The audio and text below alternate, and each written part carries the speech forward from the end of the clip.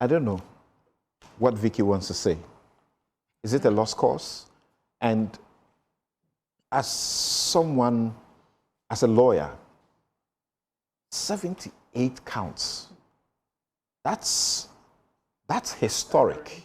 I think it was in Gloria Kufuor's time that we have a charge sheet that had over close to 50 or so counts, and we're like, whoa, this never happened before. Yes, I mean, when I saw the number of counts, I was. Of course, they're against 8 people. Yes, but still, there's a, I think it must be historic, as you said, because post-Glorious time, this is the highest number that we've seen. I think the whole OSP argument is becoming increasingly uncomfortable and difficult for the OSP because the public for a long time has made it clear that they feel that he has a legitimacy and a credibility issue. There was an overwhelming support, and for various reasons that has now gotten to where it has gotten to the point that now you could see that that whole thing has turned into a bit of a credibility deficit. And so there's now a credibility deficit at the OSP, and they have to work hard. They really have to work hard to repair that deficit because it's widening. So that is my starting point. So explain that to the ordinary listener. What's this thing about the credibility deficit at the OSP? Yes, because, to normal Ghanaians, their money allegedly has been stolen. That's how they look at it. They want the money back. The OSP has been given a mandate to aid in recovering that money and to punish the alleged or anyone who is found to be culpable. Over 1.4 billion 1.4 billion at stake. At stake. It's a lot of money. There are people starving, there are people dying in hospitals, etc., etc. So it's an anti-corruption fight. And the state of corruption in this country has been shocking, nothing short of shocking. And at times you sit there and wonder whether things will change in our lifetime. I am someone who looks at the glass half full, so I like to think that things will change. And the point of the credibility deficit is that without that, how do you actually present yourself as the czar fighting this thing? Because it's huge. It's mammoth. And so for you to actually fight, you need the support of everyone. The institutions, the people, everybody has to be on board. And for everyone to be on board, you need to be seen as a credible fighter against this animal that we are all facing, against this canker that is engulfing and killing Ghana in all directions. So credibility then becomes so important.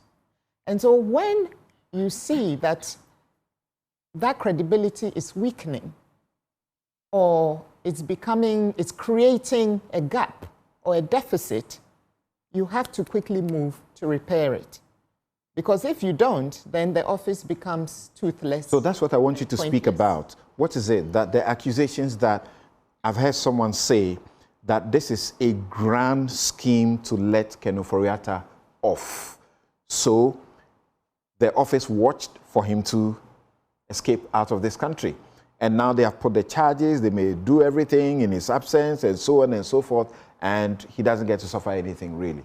But of course, Dr. Atta Kennedy disagrees that he doesn't suffer any reputational damage or something. Yes, I mean, I also, just to comment on that last point, I agree that you don't, you do suffer because you are now, if the person is convicted, they become a convicted criminal, a felon. So that obviously is not anything that any of us would want against our character, especially someone who has held such a high and very critical office. So back to the credibility issue, that this is a scheme to let him off the hook? You see, I don't know whether it's a scheme, but that is the perception. And this is what I mean by a credibility deficit. Okay. Because that is now the public's perception, rightly or wrongly. Because look, here we are, 78 charges. And that is where our focus should be. And instead, where is our focus? The focus is on the fact that the former minister was allowed to leave the country. So the focus has shifted from where it should be. But that's not the OSP. Where we are now. So that's not a question of credibility to the OSP, right? No, I'm saying that the perception that we have, or that the public has now led to a shift by the public into looking at the wrong thing, if you like, instead of, 70. I mean, this is a serious, and for us lawyers, it's historic. And for any ordinary Ghanaian to be told that 8 people have had 78 charges proffered against them, I mean, that is a very serious matter, whichever way you look at it. And, so the OSP's office is meant to be built on fearlessness and independence. That is it. I mean, that was the whole point of having this office. So for Ghanaians to perceive that he watched, as Ken freely left, is causing an institutional state. That's not a perception. That is he saying so. That they saw him leave. Literally, he said they saw him leave, or they watched him leave, yes, because they were powerless and they couldn't do what had to be done. They needed support from other institutions, and it was practically impossible to get the support at the time when Ken Ofori-Atta's government was in place. Yes, and I think we need to be a bit sympathetic to that argument from the OSP, that he leaned on all these organizations and they didn't support him. However, he himself has powers. Correct. He himself has powers. He's got powers, so police powers to arrest. He has all those powers. And Martin Pebu say at least he should have done a press conference, and the public would have run to the airport and stopped him. Well, press conference, yes. Public running to go and grab him.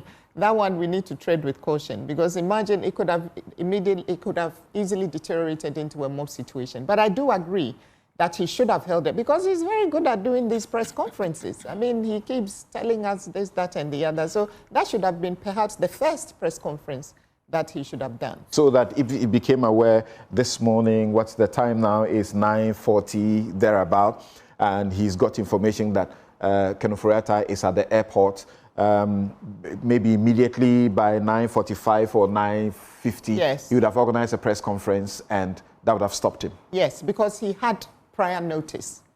He had prior notice. If he didn't, that would be a different thing. So you cannot blame people for holding that viewpoint. And I don't really know how. And for not doing that, he's incompetent, so he ought to check out of the office. Well, in Ghana, as you said a short while ago, nobody resigns on any ground. I mean, look at what happened in Elwak, which we were talking about. If anyone should have resigned, it should have been then, instantly. But here we are. People are eating their wachi and their kenke and carrying on as usual. That is the Ghana that we have today, sadly. So for me, we have now, that by his inaction, we have now found ourselves in a position where someone who he believes he has questions for, and serious questions, and who is uniquely placed to answer those questions, is not actually in the jurisdiction. And you are now trying to bring the person back. I mean, look, self-preservation is a very important thing. So who in this situation is going to come back willingly? Do you recall what Ghanaians said when the office attempted to have him, come to answer, when he gave the excuse that he was not well, he was receiving medical treatment? The public said he was being heartless. He was not being compassionate, and he couldn't be treating such a notable figure that way. I mean, look, human health, our health is all we have. So what do we want? What exactly do we want? If we say he escaped, and we have gotten to know that he was going for medical help, and the man was going to go after him then later, and we said you don't do that to someone who is unwell, and now we say you let him go, and he says we were unable. Now we say, what do we want? So if he was going to go after him over there, because the horse had already bolted, right? So if he was going to go after him and he was there, and now he sees him walking around in Washington, D.C. or wherever, and he wants to go after him, then he should go after him. He has the resources, to go after him. If he truly believes that there are serious questions that need to be answered, And the former minister is uniquely placed to answer those questions because, look, he was the guardian of our public purse. From where you Your sit money, my and money, what you all of our know, money. from where you sit and what you know, is the Ken Ofori-Atta being pursued by the OSP? Well, I don't see any pursuit. Okay. I don't see any pursuit. I see a lot of rhetoric. I see a lot of press conferences.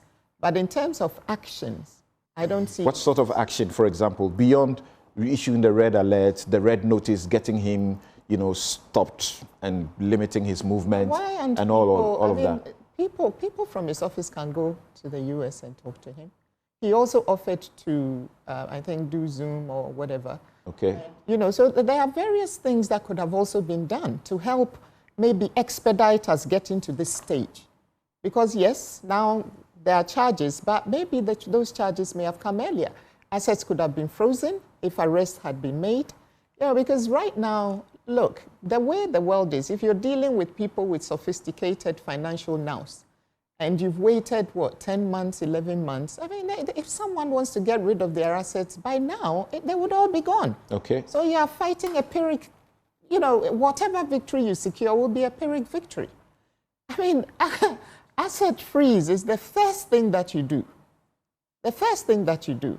And if you have to arrest someone... The suspicion is that by now, Ken Ofori-Atta and those who are being pursued would have concealed their assets or sold them off? Highly intelligent people. I don't know what they've done. And I'm not here to suggest that they've done one thing or the other. But what I am saying is that anyone with any financial nous, and we are dealing with very sophisticated, intelligent people, is not going to sit there and watch, for 11 months and wait for government to come for them or the OSP to come for them or whoever to come for them. As I said, self-preservation. So from where you sit, it is too late in the day now? Well, I don't know. I guess we will find out whether the assets are still there or not. Okay. We will find out. I don't know whether there are any plans to do that. I don't know what the OSP's, plan is. And there are a lot of questions now, given everything that we've looked at, about their tactical, how do I put it? The options that they've chosen tactically to get here, or let me say thus far. There are a lot of question marks on those tactics, I think. Help us understand. What are the tactics that there are question marks about? So what I mean is that, as I was saying just now, we could have gotten to this place quicker. We could have taken advantage of the former minister offering to actually have a dialogue. His lawyers are here. He said all communications can also be passed through the lawyers. I don't know how much advantage the OSP has taken of that whole situation. People could have been sent over there to speak to him. So there are various things that could have been done. And as I said, assets could have been frozen. Is that how criminal prosecution is done? That the suspect is away abroad and then you have to go to them and then speak to them? Of course not. Of course not. So why was this supposed to be, He is supposed to come. Or he wasn't supposed to leave in the first place. But as I said, the horse has bolted. So now you are trying to do damage limitation. Okay. So how do you get the information? You have to get it somehow. You have to get it somehow. Okay. So you compromise your position, compromise everything because this is a different kind of suspect. Yes, Theophilus, what do you say?